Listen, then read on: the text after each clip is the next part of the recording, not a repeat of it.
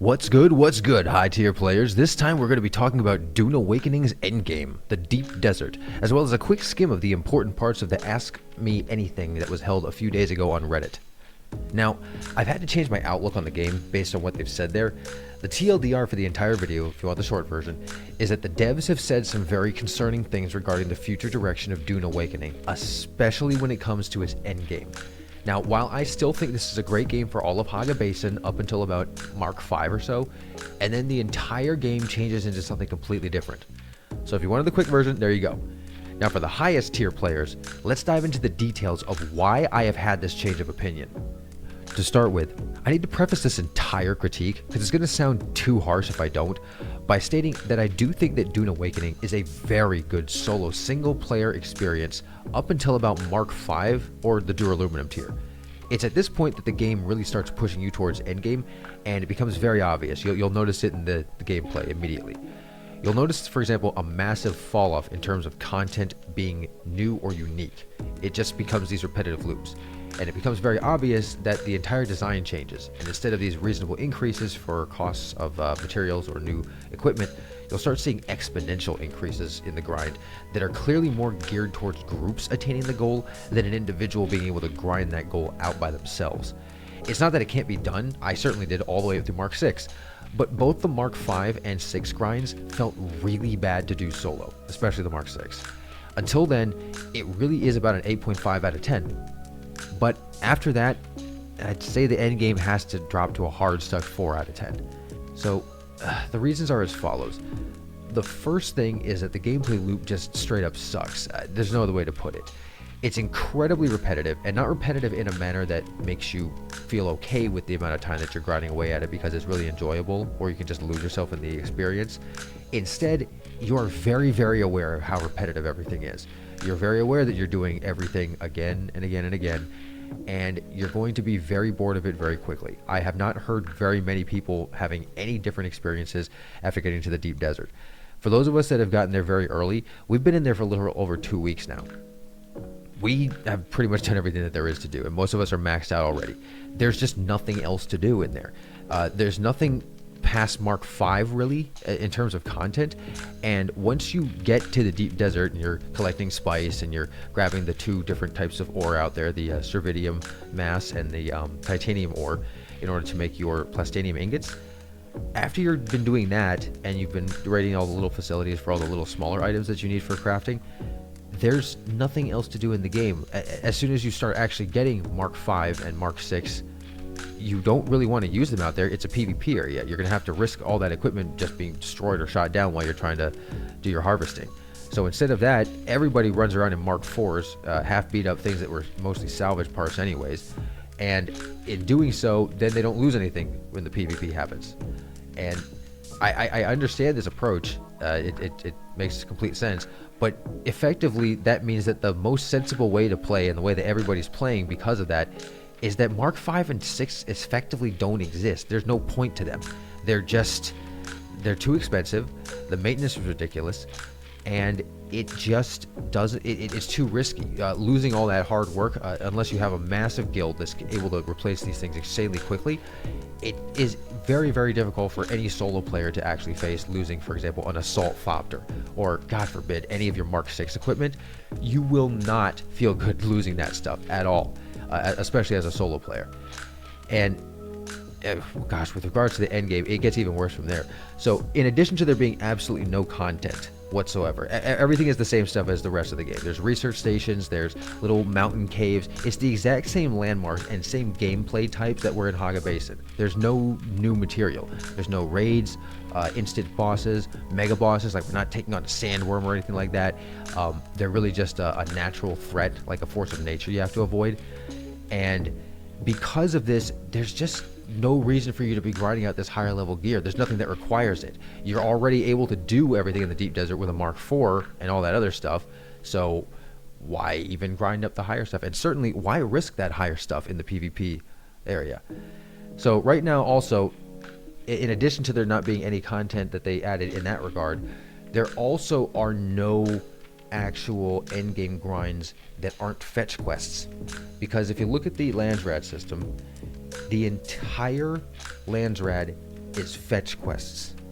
And as anybody, any high tier player knows, fetch quests are the lowest brow, most bullshit, idiot form of content that any developer can put into an MMO. They are the worst parts of any game in this genre, and we all want them to stop being there, period. Now, they might have to be there in the beginning tutorial areas as you're just learning the systems of the game, but past that, there should not be any, and we all groan and, why is this even here? As soon as we see something like that, because we know it's bullshit. There should not be anything of that design, especially your entire end game should not be only that design. There's no real faction versus faction, which is what a lot of us thought this was going to end up being, because friendly fire is constantly turned on. And they've already said in the AMA that there's really no chance that they're going to be changing that. That's how they wanted it to be. So it's just going to be a mess, and it's going to continue to be a mess, and they have no intention of changing it ever from being a mess. The combat is incredibly one-dimensional. A lot of content creators have probably, you've probably seen that on a lot of other people's reviews. It is insanely one-dimensional, and in the deep desert that gets 10 times worse because it devolves entirely into ornithopter rocket spam. You build up, again, another beat-up Mark IV, and then you stick the Mark V rockets on there, and you just start rocket spamming anybody out there. There are entire groups that just hang out in the deep desert and don't actually do any of the end game stuff, don't grind MK5 or MK6. They just go out there to mess around with people because there's nothing else to do in the game. They're all bored. There's nothing to do. So, one-dimensional combat, you get pushed into PvP into the end game, which a lot of people don't want to do because most of the players in this game are PvEers. And, I mean, it's just not a really great time for the vast majority of the player base. So we'll go over what they had to say in the AMA next, but one last thing that I just have to point out also in the base game, because most of the base game, I've been just praising it endlessly. There's one aspect, other than the mechanical jankiness, of course, things like climbing ledges or, the just weird little clipping that happens sometimes when you're trying to maneuver around. This is about the skill trees. A lot of these skills are just garbage. They are so obviously horrible. I've never had an easier time picking the optimal path on a skill tree because you either have decent or absolutely effing worthless.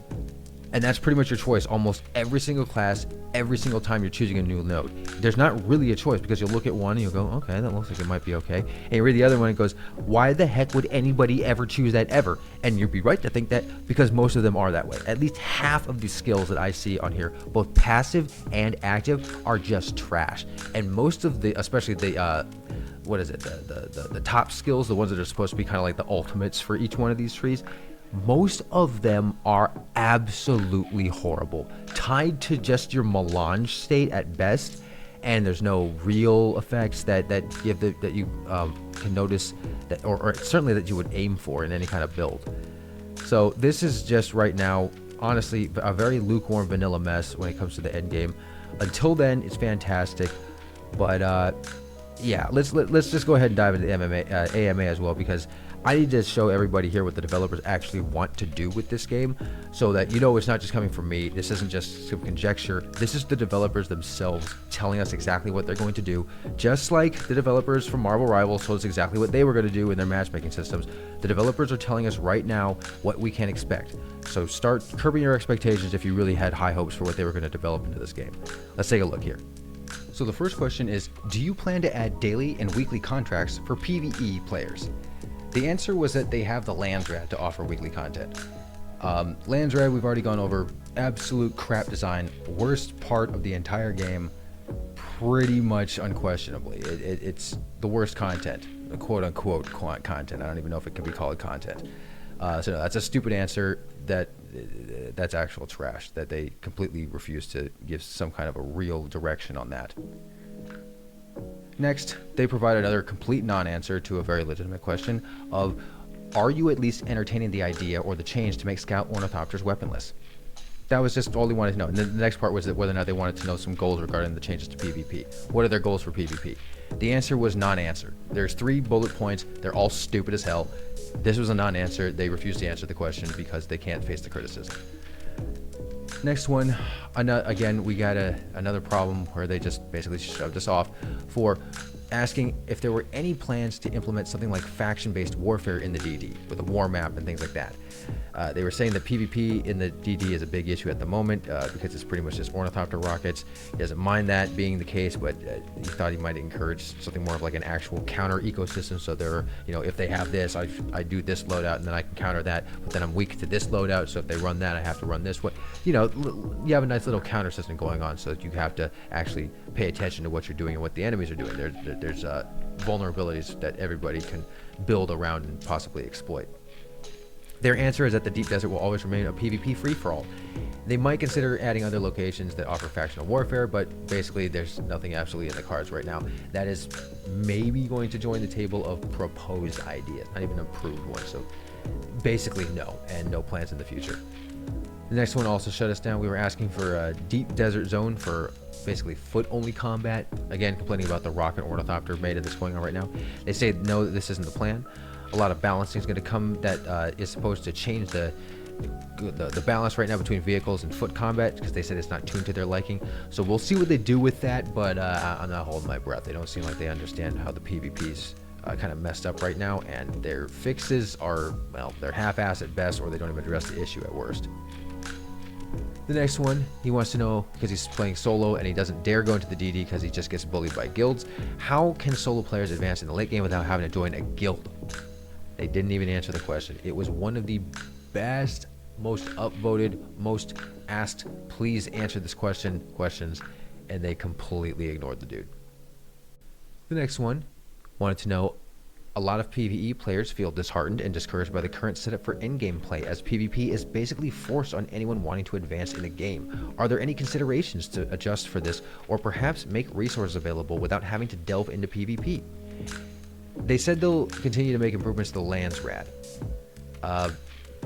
I guess we'll see what they do with that, but right now, again, the lands rad is just a bunch of fetch quests. It's the lowest brow, dumbest design with no fun, not a good game loop. Everyone smart knows you don't do fetch quests past like the tutorials at the very beginning of the game. Everyone smart knows this. Everybody that's been even remotely considerable as an expert in this genre, as a developer or as a consumer, this has been known for at least 3 decades plus now. The fact that these people don't know this, I'm starting to really think they're idiots. The next one was a giant wall of text, basically filled with a whole bunch of incredibly stupid answers, ranging from things like, can we have a deposit all and extract all on water containers? And they said, oh, we're working on it. The fact that this didn't launch with something that obvious, the fact that this made this many checks and balances, and these people did not have that at launch, something so simple, and they're, oh, we're still working on it. I'm a developer. I know how easy something like that is to actually implement. These people are just trying to talk out their asses because they know that most gamers don't have programming knowledge. They don't have developer knowledge. They don't have industry knowledge. I do. They can't get past someone like me. Let me translate this for you. They are just dumb. They're dumb. They left a bunch of very obvious stuff out, and they're being snooty about it. They're trying to obfuscate everything by speaking in a certain way that not only is it a little bit condescending, but also they're just kind of acting like, oh, well, we know what's going on, and you guys just got to kind of trust us. A lot of their answers kind of, it just ends up being that way. I'm not trying to, place my own feelings on any of these as well. It's how they're worded. You can read the answers. It's got this attitude to it. And you'll find that throughout the rest of the answers as well. So it ranges from things like very basic features that somehow aren't in the game to more non-answers and more, no, we have no plans. So more about just the lands rad being the solution to everything and just shutting down our good ideas. So awesome. I really wanted to drive the point home from the last wall of text answer with this next one, because it'll just make everything much more clear about what you're dealing with when you're talking to these developers. So the question was, will you be looking at a change that allows us to take a corpse from the storage box and place it directly into a death still? Because yeah, they're right. At the moment, you can't do that. You have to manually take it out of the storage container and walk it over to the death still. They give them this holier than thou, this was based on the lore, and this is so that the sacred act of placing a corpse on the machine. No one does that. You have to shove corpses into these things like it's an assembly line just to keep the water flowing because of all of the ridiculous costs in this grind. Not to mention the degradation that's happening constantly from the planet and the weather itself. So, yeah, again, we're getting a lot of attitude and a lot of holier than thou stuff from people that are not only taking a big crap on all of the lore in actuality, but also they're just trying to excuse the fact that they have an incredibly inconvenient and stupid system when we're proposing a very convenient solution. Be added. So someone asked the question about rocket ornithopters again, and this time instead of sidestepping the question with 3 points of absolute nothing, they go ahead and answer with 3 points of what they're considering as a solution. So the first thing they're considering is equipping a scout ornithopter with rocket pods reduces overall maneuverability and the maximum speed. This will help solidify the module selection as a desire to engage in combat and balance it versus other combat-focused vehicles. The second thing would be trying a Scout Ornithopter rocket to cost slightly more heat to fire, limiting the combat usefulness relative to the Assault Ornithopter while still allowing it to be an aerial threat. And the third one, a Scout Ornithopter thruster to provide a bonus to the maximum speed of the Ornithopter at all times, even while gliding. None of that would address the core issue, though. Those are 3 points that really wouldn't change anything, because the problem is that right now Ornithopters with rockets are absolute king. Absolute king. There's no questioning that. And then as soon as you pop out of there, you should be running the shoulder-mounted rocket launcher, because that's the next best thing. So it's just rocket meta right now. And that was another non-answer. Basically, the way they're answering this, they can't possibly understand what the hell is going on. And this is a constant problem that we run into. Devs don't play their own game, or they're just not good at their own game, and therefore they make incredibly stupid decisions because they just suck. The next answers were them just proposing the Landsrad was the solution again, and then the other was that they don't really plan on having any kind of real roadmap. So, great, awesome. No plans for the future, and just denying anything that we'd suggest right now. The next one, they were asking about the DD again, how it's basically a perfect PvE area if they had designed it with decent PvE content, but they didn't do that, and so they were counting on PvP being the content, so there's not only no PvE there, but the PvP is badly tuned and it sucks, and it's just Rocket Ornithopter. So, again, the concern of the DD being badly designed is being brought up again and again and again. You'd think the developers would start getting a hint at some point that this was in fact a problem, but they keep pushing the Landsrad. And again, they don't understand that the Landsrad is trash. It's like these people are just that stupid. And I don't want to put it out there like that, but I'm forced to believe that based on their answers here, because they keep going, the fact that people continually talk about Endgame and never mention the Landsrad. Yes, because it sucks. Most people don't get to do it. Most people don't really know how it works, number one, and when it finally does click to them that these are just fetch quests that they have to hand in items for, well, then they're racing against whatever the guilds are trying to shove a whole bunch of points in there. Because as soon as those are filled up, it's locked out, so they can't claim any rewards. So no, they can't participate in the Landsrad. The Landsrad is a stupid system. It is one of the worst aspects of the game. And by far, they should not be counting on this thing to be the solution for a lot of the problems that we're bringing up. We have legitimate concerns. The Landsrad is fixing none of them. This next one also is going to be a hot button topic, because the question was, as of right now, backing up as much as possible and starting over all again after taking a break seems really tedious and discouraging, pretty much killing any interest in progressing at all in fear of losing for too much. Do you have plans to improve the comeback after a break mechanic for solo players while keeping the needed space cleaning mechanics? And they said, the game as of now supports you taking a break for almost 4 weeks. If you fuel your base fully with a high tier generator, and before your base gets unpowered before having defaulted on your taxes, for the future we will be looking at adding mechanics to support easier recovery for taking an extended break. So I guess they're adding something like that, but their answer is, well, you know, if you completely stock everything with the highest tier stuff, you can take a break for almost 4 weeks. That's not nearly long enough. I go on business trips that are longer than that, and anybody that goes on, you know, if they're high up in a corporation, or they're being, you know, they're on some kind of a foreign marketing team, or just part of the leadership that has to go back and forth between facilities, That's not an option for any of those people. Also, military deployments, forget about it. Those deployments are months long. So we'll see what they come up with as far as solutions for having recovery, but I don't know. They don't seem particularly receptive to what we want here. So to recap, the PvE section is pretty much all a solid 8.5 out of 10 and is one of the best sandbox immersive experiences out there right now, even with all the mechanical jank and problems. As soon as that ends though, this thing is below average and downright unenjoyable for the majority of players who are PvE. They don't have to make this thing any more solo friendly. In fact, they could even move further away from that as long as the team aspects are made fun and actual gameplay loops are added. But until they have both of those, it's no good.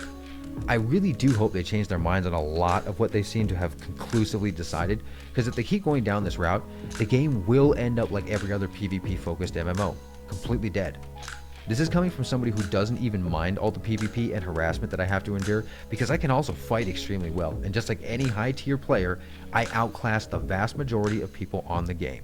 This doesn't prevent me, however, from acknowledging the fact that 90+% of the players are PvE only and really don't want to mess with the current version of the DD, and the entire game's direction should be catering almost entirely to them if we want the game to be profitable and thus keep going. Now, just as I was about to finalize my edits on this video and actually post it, the creative director gave us a message based on the controversy on the from the MMA regarding the PvE and PvP balances. So let's take a quick look, because I'll just let you know right now the TLDR of this is that it doesn't really change anything that I've said in the video. But let's go over it just in case.